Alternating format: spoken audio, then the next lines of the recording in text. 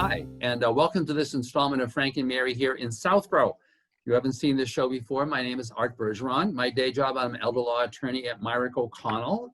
There were 70 of us. I'm at the office right in Westborough. There were 20 there and 40 in Worcester and 10 in Boston. And I do nothing but elder law, and this is not about elder law. This is about my friends Frank and Mary. If you've been to my presentations before at the Senior Center, you know that Frank and Mary are my make-believe couple who want to live in their house until they die and be buried in the backyard. And if they're in Southborough, that means right here in Southborough. And so the point of the show is to really help you find those people and programs that you need to know about in order to do exactly that, if you're like Frank and Mary. So my wonderful co-host, Doug Peck, often or usually finds these great folks to bring on, both from Southborough and from, a broader array of places. But specifically, we really wanted to talk, and Doug had suggested this, to your town clerk, because I don't think there's anything more on everybody's minds right now, senior or otherwise, than voting and how to vote and where do you vote and what do you do and all of that stuff. So Doug, want to introduce our guests and we can just kind of talk about what's going on, how things are being handled here in Southborough. Sure, I'm happy to. Jim Hegarty is the town clerk of Southborough. He joins us today. And I'm going to ask Jim, just to tell us, I think he's a well-known fixture in Southborough, but just a little bit about how long he's been doing this and what does a town clerk do before we get into the voting aspect of it. But he's got a good handle on the voting. And as you said, this is really critically important. And how does it feel to be a fixture? An actual fixture in the town. And it's true, it's right. There are some folks who just are, you clearly are. That's great. So, well, it's funny you say that, Arthur, because my wife will not accompany me on Saturdays to the transfer station. That is the price of being a fixture. Yes, because it takes so long to get out to discuss and help people. Well, I've lived in Southborough since 1992, and I'm a little bit different. I think I'm probably the only town clerk in the country that was an FBI agent for 29 years before they became a town clerk. So I bring a little bit different background to that. How I became a town clerk is interesting. I had volunteered for many years on committees in Southborough. I was on the Recreation Committee, then the Advisory Committee, and after I retired from the FBI, I was coaching the high school and doing consulting, and Paul Berry retired, and this seemed like a pretty good fit. So that's sort of how I came in to be the town clerk. So the town clerk it's an interesting role. There's two things about this I've told people that surprised the heck out of me. One is that I never realized that the town clerk is sort of the information. I don't know if we still dial 411 on the phone anymore. It's probably been a decade since I dialed that number. But when you don't know where to go, you go to the town clerk. The second piece of this, what's really struck me as unusual, is that the number of people that come to the town clerk looking for almost like resolution of problems. They don't know where to go. They don't know who to talk to. They don't think they're getting a fair shake. And although my ancestors came to America from Ireland, I have a Swiss flag on my wall to remind everybody that I play things right down the middle. I don't care what your background is. I don't care where you're from, what you are, and what party you're in. Everyone gets treated exactly the same. So we try to provide information impartially and explain to people all the options and the rights and the records they have because they're their records. So we do that. So what the clerk's office does is the clerk office manages elections, voter registration, all that kind of stuff. We maintain all the vital records for the town of Southborough, births, deaths, marriage certificates. You can get them from us. We maintain the official records of the town, everything from deeds that the town's involved in, the minutes of town meetings, all the agendas and all the minutes. And we've implemented a new thing about 18 months ago where anybody can look at our website and look at all 50 plus boards and committees and see the agenda on one side and see the matching minutes on the right. And if they haven't posted the minutes, you'll see why, and we notify people to kind of hold everyone's feet to the fire to ensure that minutes are properly posted. That's actually been fairly well received because nobody wants to be on the delinquent list.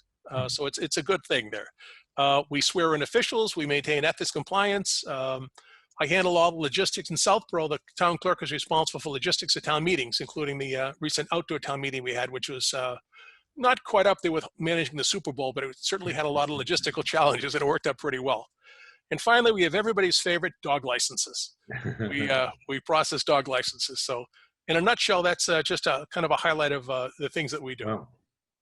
It's a tremendous list, and I guess you know, just a couple of comments. First, so I used to be on the city council here in Marlborough, and I remember we would get these minutes from the Conservation Commission, the Planning Board, and blah, blah, blah, from their meetings 6 months ago, and you know, and it was just, you realized that you had they weren't really focusing on it. So this notion of a way to kind of keep everybody, who of course hates to do the minutes, you know, That's to right. actually do them, that's a great idea. That's Yeah. just a great idea. And it occurred to me as you were going through that list, you know, in this terribly polarized time, what better person to have handling this than the town clerk?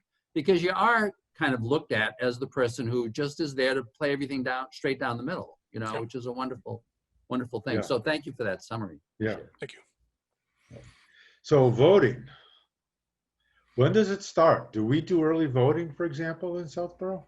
We do. In fact, I just yesterday I put 6 3-by-5-foot banners around town advertising our early voting that will be held in person from Saturday, October the 17th through Friday, October 30th, from 10 to 4 at the Senior Center. And if I could just note here, although it's being held at the Senior Center, all registered voters are welcome to attend. Okay, good. And they'll enter through the back So entrance. There'll be so plenty of signs out there. So sorry. weekday and weekend, it's the same hours. Yes. I see. I just mentioned that because in my community, that's varying, you know, weekend versus weekday. So that's really great to know. Yeah, we changed it specifically for that reason. We wanted to make it uniform for people. Mhm. So yeah, so everybody can attend to that. If people choose to vote in person, I want to ensure people that they understand that we take their safety very seriously. We have a tent outside the rear entrance to the Senior Center where people will be asked 3 COVID screening questions. Just the basic questions about exposure and how they're feeling and so forth. And if somebody answers affirmatively to one of those 3 questions, we'll give them the opportunity to vote outside, not to go into the building. And would ask them to do that. Once people go into the building, the entrance is set up sort of like an oval. It's one way in, one way out. The paths don't cross except at the door. We limit the number of people inside. Everybody inside wears a mask. Although the voters, if somebody doesn't bring a mask, we'll give them a mask. All the election workers sit behind plexiglass. They have masks on. And all the surfaces that a voter would touch are cleaned after the voter leaves that station. There's no physical contact between the election workers and the voters. Even the pens that the markers that the voters use to mark the ballots, it's a one system. Once they vote, they drop it in a bucket, it's sanitized, and then reused later on. Wow. So we had a pretty good dry run of this for the state primary in September. It worked out well. People were very comfortable using it, and we're going to continue with that process. So people can really feel comfortable in going in and voting like they usually, most people probably have done. You know, if they're afraid of, you know, even if they've requested a mail-in ballot, they can still go vote correctly in person if they haven't mailed it in. Now that they know that it's really very safe to do that if they want to. And it's Yes. great that you've even got that option. If they have a COVID potential issue, they can still vote. That's Absolutely. great. So they vote in the tent outside. But folks who answer the questions negatively because they don't have symptoms, et cetera, then they'll be voting inside. I see. Exactly. And I'd consider that there's an exception to the election laws about absentee ballots and such like that if somebody's admitted to a medical facility within so many days of the election. And I would consider this to be a medical exception. That's why we'd give them the opportunity to vote outside like that. Mhm. That works out well. But Doug, you mentioned something I want to expand upon a little bit here, that roughly 50% of the people in Southborough, about 3,900 people of our 7,600 voters, roughly 50%, a little more than that, have already requested vote-by-mail ballots be mailed to them. Wow. And now the state has not delivered the ballots to us yet. And I'm not trying to throw the state under the bus for that, but understand that, you know, it's interesting. We had people that came in person to vote in September in the state election, and they came and say on a Monday to vote in person for the primary. Then they came back on a Wednesday and wanted to vote for the November election. And, you know, it's just people unfamiliar with the process. But the state couldn't even start the process of printing and calculating the ballots for all the different towns throughout the state. You know, Right. a lot of people mistakenly think that the ballots are all the same. They're not. Mhm. You know, with the different state representatives, and when you look at like the town of Westboro, where they have different ballots based on the precincts, where they may have a state rep representing one precinct and one another. Right. And then you have all the different languages they have to use in places, everything from Cambodian to languages and the different dialects. So yeah, the state had to print somewhere around 6 million ballots in 50 different languages. It's an incredible quantity to do this. And they couldn't even start the process to print this, not even after the election, but after the election votes were certified and then the appeal period ended. So then all of a sudden the clock started ticking. So as of this morning, we haven't even received our ballots yet. We expect to get those this week. And this coming Saturday, we have 20 people coming in to help us as a massive effort to assemble all these packages and bring all these to the post office on Saturday and next Tuesday morning. So the voters, everyone in Southborough who has requested a vote by mail ballot should receive it no later than October 17, whether they live in Southborough or any place in the country, in the US. Mhm. And if they receive their ballot and they choose not to return their ballot, they choose to vote in person either at the early voting period or on election day, they absolutely have that right as long as we haven't received the ballot already. Mhm. There's some changes to the election laws, lots of nuances that occurred in the change in July that created this early voting period. And one of the changes is that if we receive somebody's voted ballot by mail, they're voted. They Mhm. can't change their mind and go vote in person, either in person at early voting or election day. So as long as they haven't returned the ballot, they can go. And so if I could just touch upon something here, because it's been stuff on the national press about people voting twice and things like that. We have a safety measure in place. We were able to tell that if Jim Hegarty showed up in person to vote, our computer screen shows us that Jim already requested an early voting ballot, or a vote by mail ballot. And Mhm. it tells us whether or not that's been returned. So you couldn't vote in person. It would tell us if it had already been returned. But in addition, if Jim shows up in person, before we let Jim vote, we call the clerk's office to verify that the ballot hadn't been received that day by mail. All right. Oh, So that's yeah. our double check that I'm very comfortable that we have. That's not required, but we just feel Mhm. it's the reasonable thing to do to ensure that somebody inadvertently or with malice would try to vote twice. So Mhm. that's not going to happen. We're in good And I shape. suppose the flip of that would be that when the ballots come in to the clerk's office, there must be some kind of a check to see if they actually already voted. Yes, So that you because it's the same issue. It's the same issue as, is this the second ballot as opposed to the first ballot that you're seeing? absolutely. That's a real logistical. That's quite something to be able to put that together. Well, it's I feel like a mouse on a treadmill right now, to tell you the truth. And they added some other wrinkles that you know, when you think of these 3,800 or 3,900 ballots as of today, and we'll exceed. We'll probably, when it's all said and done, we'll probably be around 4,300 or so people that have requested vote by mail ballots. When those ballots are returned to us, we then have to physically take the envelope that the voter signed, find the piece of paper that they mailed into us, either the postcard or the piece of paper, and then compare those signatures. And Mm. that takes some time. It's Yeah. logistically, it's complex. So, Wow. but we got a lot of people helping us. We have a lot of people volunteered to help us on this, and I'm confident that we can do this securely and accurately and safely. And in timely too, I take it. Oh, Do you, the clock is ticking without a doubt. And as so, we get closer to the finish line, it seems the clock goes faster and faster. yeah. So do you start tallying the votes, so to speak, before election day, or do you have to wait until election day to actually tally the vote? Oh, thank you. That's a great question. We cannot even physically see ourselves. We cannot see any results until after 8 o'clock on election day. Now, Okay. we are going to have, there's a provision in this law in July that was passed that allows what's called an advance opening, which Mhm. allows us, and we're going to run this on October 30th, 31st, we will have, again, roughly 20 people helping us, where we will open the ballots, verify the signatures match and so forth, that they're sealed and all that other things, and we'll place them into the scanning, what they call a tabulator device. You put your ballot on election day, Mhm. and we'll get that done ahead of time, but we will not print the results. And the reason they were allowing us to do this, if you think of what happens on election day when you go to your precinct and you're voting in person, Mhm. all the ballots that are returned by mail to us, the warden has to vote that on behalf of the voter. So the warden would have to interrupt you as you're waiting online to put 3,900 ballots through this machine. And these Yeah. machines have a limited, they're not fast. They're extraordinarily accurate. They're not fast. But this is a way for us to have this and to have it stored on these computer storage devices. But we absolutely cannot print anything out until after 8 o'clock, and that's when we'll start the process. So the reason why you're able to do that kind of double checking is that when the ballot comes in the envelope, you're not actually, you've checked that the signature or whatever, you know that it's there, but you haven't actually opened the envelope and taken the ballot out and put it in through the machine yet. Correct. We're not going to do that until October 31st under a special provision of that.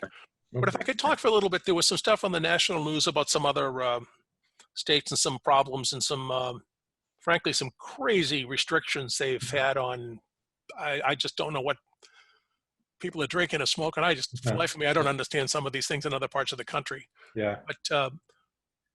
But when a ballot is returned to us, it must be in a ballot envelope that is sealed and signed.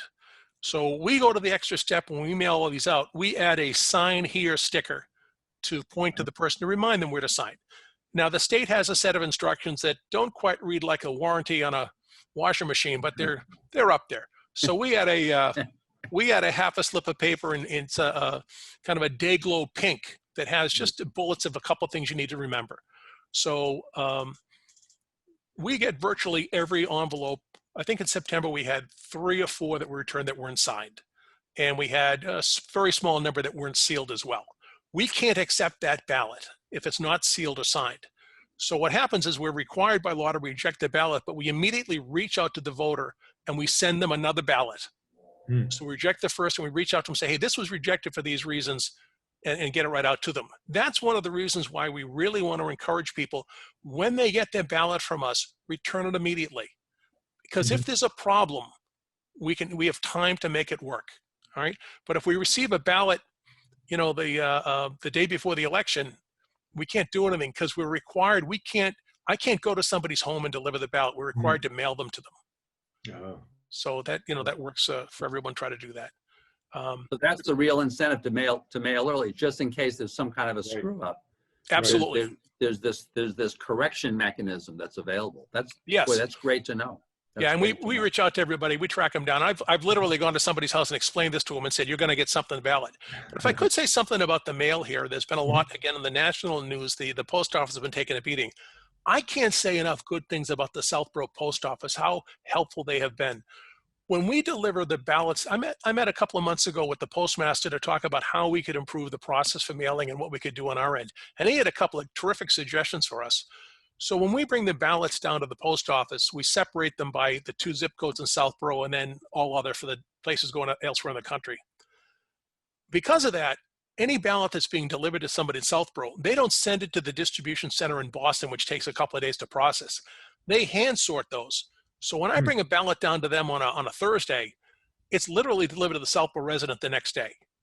And they have been extraordinary in their support to us. Just, I can't say enough good things about them. And look, they're dealing with COVID like everybody else. They have, people that are out sick and all the other stuff, and the volume of their mail is through the roof. So they've been terrific to work with.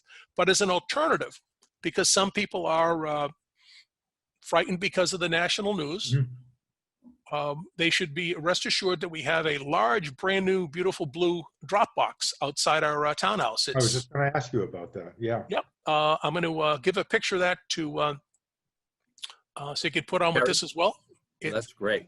It's a big blue, navy blue. It has American flags on it and the Southborough seal in white, the official ballot drop box, and you can't miss it.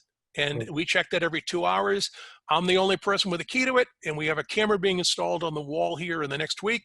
And it's as secure as we can make it, and I'm very confident in that. Wow. And by the way, I guess your discussion about the post office guys, really refers to a kind of another thing that I think is working very well in the country. I mean, there were arguments about, at the very top, some of the head guys at the post office may have been politically motivated.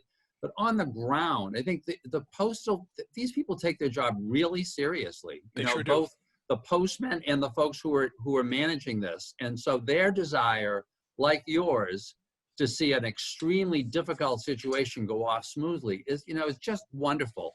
It's, you know, the democracy is built on this, is built on a whole bunch of people that really believe in the system. And they say, you know, win or lose, you just want to get it right. That's the point. You want to get the numbers right. So that's pretty wonderful. So I just, just an old-fashioned Frank and Mary question. So I can vote by mail, no matter what my health is or any of this other jazz. So there was always this, you know, you needed a reason for many folks, certainly for my generation, right? That you needed a reason to be not voting in person. But you don't need a reason at all now. Right? You just need That's just correct. need to vote. Yeah, vote by mail is basically absentee voting for any reason. If it's convenient for you, you can do it. But you still have the option. You could vote in the early voting period, or you could vote at the Trotter Middle School in the gymnasium. We open up early. We open at 6:30, from 6:30 in the morning till 8 o'clock at night. Come in through the gym, and you can vote there if you like to. But absolutely. Yeah. That's a lot of alternatives, a lot of different ways people can vote. It's what I like about living in sort of small town New England in particular. You know, it's very friendly. People know each other. They work cooperatively together. And we've got really, really good people, I think, overall in the town that are very concerned about the town and the people in the town. You know? And great volunteers. Now, did you say that you would refer to the fact you've had a lot of volunteers, you know, step up to help you in these? Who are they? Are they like all like regular folks who would typically be poll workers? Or were you able to or did you need to actually expand your pool of people who are helping out? A little bit of both. A significant number of our traditional election workers chose not to participate because of fears about COVID and age and morbidity factors. And one of the things that I've done is I've enlisted a cadre of high school and college students to help us.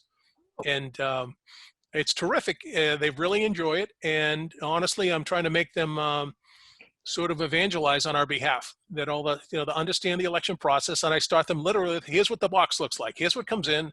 You know, and they looked at me kind of funny. I said, first of all, we're going to make sure that this box has ballots for Southborough and not Southbridge. Yeah. And even though they say they're in 50, we have two different people count them individually in blocks of 10. And they're like, why? Because we make mistakes. Yeah. And we go through all the way through it. I show them where they're locked in a safe. I show them in my office it's locked. I show them the building's alarmed. I walk them through the process. We have 3 precincts, so we have 3 tabulators and we have a spare. But for this election, I'm also borrowing 2 additional machines. So I explained to the kids and have them mark the 100 test ballots that we mark to put through the tabulators. And I asked these kids, what do you think the margin of error is on these machines? What's the accuracy? Would you be satisfied with 90, 95%? Yeah, they were pretty good. I said, wrong. The accuracy is 100%. I said, if all these machines don't test exactly 100%, we do it again, and we bring the vendor in and fix the machine, and that's it. It has to be 100% right on the money. And I bring the kids all the way through, and they see all the checks and double checks. And I said, now, when you hear all this nonsense on TV about, you know, everything's rigged and this and that and whatever, and that, you know, you should feel comfortable that we have double and triple checks on this. And they kind of roll their eyes when they see all the different color-coded boxes and labels we have for things. That you must use a green rubber band on this. It designates one thing, a red designates something else. And there's a yellow box and a black box, and never the two shall cross. And even on election day itself, something that a lot of people don't realize, that when the polls open at 6:30, anyone has the right to come at 6 o'clock in the morning and observe the opening process where we verify that the ballot boxes are empty, a half hour before it begins. And at that point, we turn the keys to the ballot box over to the police officer, who's the custodian of the box throughout the day. We've also showed them the process we use with numbered, sealed plastic tabs like you'd have in the back of a trailer truck. When the police officer seals the ballots. Show them the accounting process, that every single ballot that is brought to the election day is 100% verified, whether it is voted, whether it is something has to be hand count, whether it's a write-in, whether somebody makes a mistake and we give another one, whether it's a provisional ballot. We'll stay there for days if we had to, we never had to, thank goodness, that we have to 100% account for everything. And not only do the physical ballots have to match, but that has to reconcile to what the tape, the adding machine tape, if you will, coming off the tabulator, to what comes off the machine we use to scan coming in the door. 3 different checks, they all have to match. And there's no room for error. It has to be right on the money. It's nice to have an FBI. It's nice to have an FBI guy doing this, huh, Arthur? Well, once upon a time, I was an accountant for 5 years before I became an FBI agent, so I learned my lessons. Right. There isn't, this isn't a maybe. Well, this isn't important. The country is built on the fact that if you win by 1 vote, you win. Yes. Right. Which means getting the 1 vote correct. This isn't a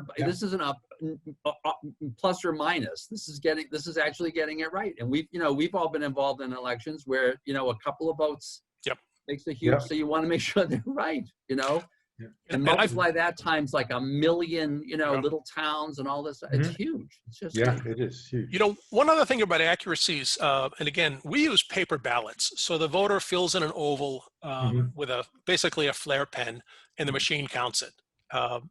Now we do a couple of other things that people are unaware of. If somebody fills a write-in oval, the machine pushes that aside, and somebody has to physically look at that because the machine can't read your handwriting. But at the end of the night, in addition to all this, we physically examine every ballot that's counted that goes through the machine. And we do that to look for handwriting. And I'll give you a reason behind that. Let's say that somebody decided to write in a candidate for president, and they wrote in Doug Peck, okay? But they didn't fill the oval in. They forgot to do that. The machine wouldn't sense that it was a write-in, and it would count that as a blank vote. But the legal standard we're trying to meet here is, what is the intent of the voter? So we physically look at all those ballots, say, hey, here's handwriting, and the voter clearly intended to vote for Doug, so we will adjust the tally to reduce 1 blank vote and add 1 for Doug. Wow. So you're talking looking through a lot of ballots, but it's the right thing to do. Yeah. And the other thing that I always have to be prepared for all of this, I always assume, it's like when I was an FBI agent, I always assumed that in every case I was going to go to trial. Now, the good news that in 29 years, I didn't have to go to trial. I think I had 12 trials, which is actually a lot, but that's the way it works. I assume that everything we're doing here is going to be challenged in court, and I want to have a paper trail for everything. And we could be audited. In fact, there will be 3% of the precincts in the state of Massachusetts will be selected at random for an audit after this election. And we won that lottery, so to speak, 4 years ago, and precinct 3 was audited. So 100% of the ballots would be hand counted for precinct 3. That's what happened 4 years ago. So we prepare everything in case we have to defend this in court. And that's the standard, that we have to 100% right on the money. We have to do this. This has just been fascinating. So Doug, I think we educated a lot of seniors in how to vote, but also just the intricacies and the kind of the elegance in some ways of the voting process. Right. Okay. So Jim, thank you very much for doing this. I think this was really helpful to people. I'm glad we could do it timely. We did this show special so we could get this information out right now, because people will be seeing their ballots like next week. Doug, once again, thank you for finding great people and timely people to be getting on the show. Folks, we hope you've enjoyed this. If you've got any questions about the balloting, call him. So Jim, is there a good email or phone number that people can call, and then we'll have that right on the screen here. Sure. Phone number is 508-485-0710, extension 3005. And they can email town clerk at Southborough, SOUTHBOROUGHMA.com. Right. Town clerk is one word. Yes. And if anybody wants, if somebody hasn't decided to vote by mail and they need an application, they can go to the town website, check under the departments of town clerk. And we have the first page you come to is all geared towards this election, as all the forms and everything else and all the instructions and anything anybody needs. But if anybody has any questions, any concerns, give us a call. We'll be happy to walk them through it. Great. Thank you very much. Thank you so much for this. Yeah. Thank you, Doug. Folks, I hope you've enjoyed this. I know this is a complicated process, but the big takeaway from this is he's like a trustworthy guy. Hey, he worked for the FBI, right? So if you've got any questions, talk to him about it. We want your vote to count. That's the point of this process. Yes. We want your vote to count. And thank you very much for watching. We'll look forward to seeing you on the next installment of Frank and Mary here in Southborough. Thank you. Bye. Thank you.